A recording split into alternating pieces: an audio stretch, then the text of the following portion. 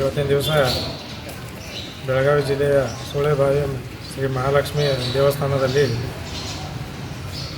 ನಮ್ಮ ಇಲಾಖೆಯ ಸಚಿವರಾದಂಥ ಶ್ರೀಮತಿ ಲಕ್ಷ್ಮೀ ಹೆಬ್ಬಾಳ್ಕರ್ ಮೇಡಮ್ ಅವರು ಮೊನ್ನೆ ಕಾರ್ ಅಪಘಾತದಲ್ಲಿ ಗಂಭೀರವಾಗಿ ಗಾಯಗೊಂಡಿದ್ದು ಆಸ್ಪತ್ರೆಯಲ್ಲಿ ಚಿಕಿತ್ಸೆ ಪಡೆಯುತ್ತಿದ್ದಾರೆ.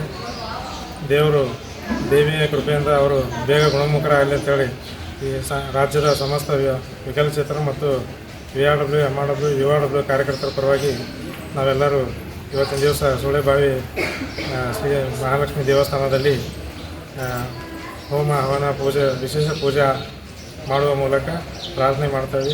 ದೇವರು ಅವರನ್ನು ಕೂಡಲೇ ಗುಣಮುಖರು ಮಾಡಬೇಕು ಮತ್ತು ಮುಂದಿನ ದಿನದಲ್ಲಿ ಅವರು ರಾಜಕೀಯವಾಗಿ ಉನ್ನತ ಹೆಚ್ಚಿನ ಸ್ಥಾನಮಾನ ಸಿಗಬೇಕಂತೇಳಿ ಈ ಮೂಲಕ ನಾವು ಭಗವಂತನಲ್ಲಿ ಪ್ರಾರ್ಥನೆ ಮಾಡ್ತೀವಿ.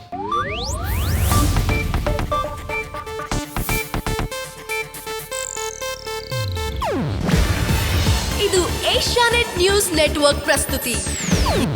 ನೀವು ನೋಡ್ತಿದ್ದೀರಾ ಏಷ್ಯಾನೆಟ್ ಸುವರ್ಣ ನ್ಯೂಸ್.